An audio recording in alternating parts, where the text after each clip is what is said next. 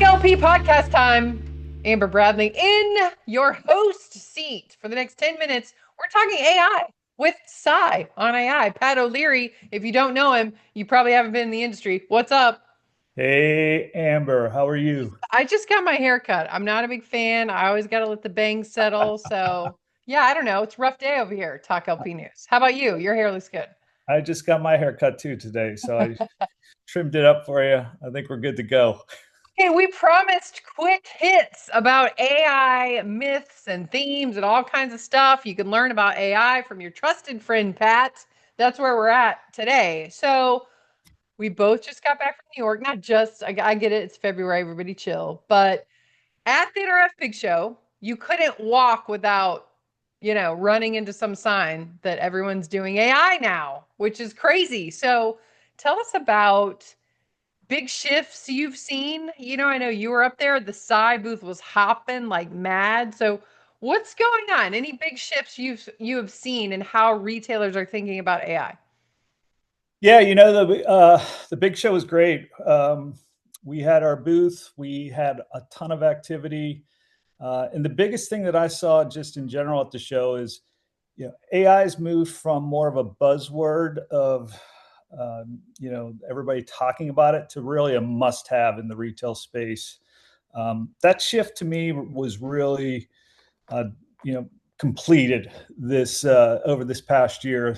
The questions changed from retailers asking, are we buying AI or is it just an expensive infrastructure with an AI label on it? And I think that's the biggest misconception that has transpired over the past couple of years is that what does AI really mean?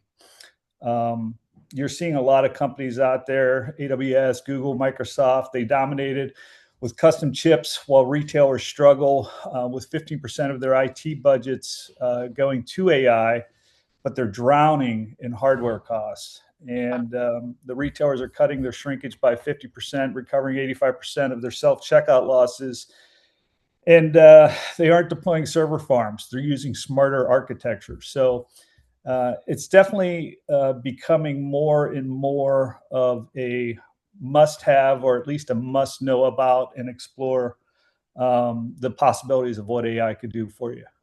Yeah, so it's almost like the conversation has evolved from, do we even need this? Like, what is this even going to help us? Into, oh, it's definitely going to help us and it's going to help us quick, but how and what does that look like? So, curious, people talk about, okay, well, we'll test it, we'll pilot it, whatever. And then, everybody's talking about this McKinsey study that's basically all those people that said that about AI are stuck in their pilot because A, they get in the pilot and they're like, okay, you can't even deploy this. It's not deployable once it actually works. So, Yep. what's going on? Like, how are people getting out of pilot purgatory, according to McKinsey? And then, who's doing it right? You mentioned not having server farms. So, I'm assuming that selecting a hardware light vendor is probably a good idea. Yeah, I think that's one of the advantages that we have at SAI is the fact that we weren't first to market. There were companies that were out there that built their platform, and it was very, very heavy. And at the end of the day, we really feel that the 2/3 that can't get past the pilots, it's not because the technology fails; it's because the economics don't work. At the end of the day, traditional AI needs specialized servers, expensive edge devices, GPUs, and that cost balloons across the store networks. Huge gaps are there between pilot and enterprise deployment. And it really comes down to economical, not technical, because the AI does work. It's just making sure that you pick the right AI that could scale through enterprise retail. Yeah, I think sometimes people were like, choosing a pilot, some of these other technologies kind of weren't, I don't want to say it's so complicated, but like AI can produce a lot of amazing results for every different aspect of the organization. And before, when LP was like, oh, we're going to pilot these cameras because we're doing this specific thing, that's kind of not the case. It's almost like talk about future proofing your investment. When you're thinking about a pilot, like how's it all going to come out?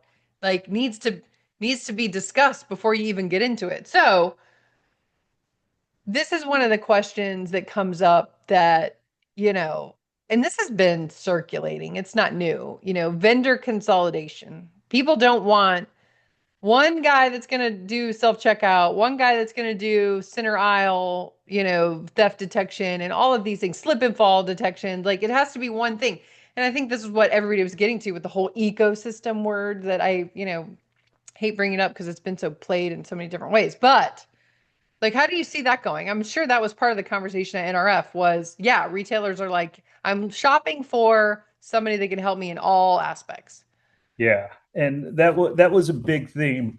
One of the common things that I heard from people coming into our booth was, I'm looking for solutions to fill the gaps. And what they meant by that is, hey, I went out and I have a solution for shoplifting, but that particular vendor doesn't do self checkout or slip trips and falls or flags empty shelves. Or I have a solution for self checkout, but I need something for shoplifting, or I need something for aggression detection. So at the end of the day, that's a lot of what the problem has been, is that everybody's coming out with one specific thing and nobody's addressing the whole spectrum of the issues that AI could solve.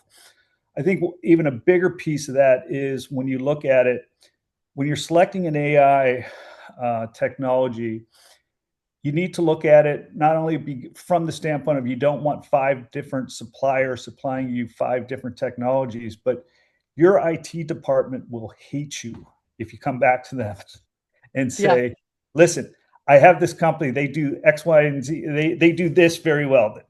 But then I have this other company that does this very well, and have this, we do everything very well. And I think that's the difference between, or one of the biggest things that we saw at the show, as far as people that came back to our booth multiple times, is that we'll handle it all. Our same computer vision, we're watching for non-scans, we're watching for slips and falls, we're flagging empty shelves, we're identifying aggression, we have revisit technology. So it's really, in this space, this isn't a nice to have, it's how you survive with limited resources. Yeah. And at the end of the day, you really don't have the ability, time, effort, and financial backing to be able to go out and pick 5 different companies out there to do 5 different things for you. Yeah. And why would you want to? I mean, you got the single pane of glass thing, right? Which, no one's ever figured out how that works. But I think AI might bring that to fruition for the retailers.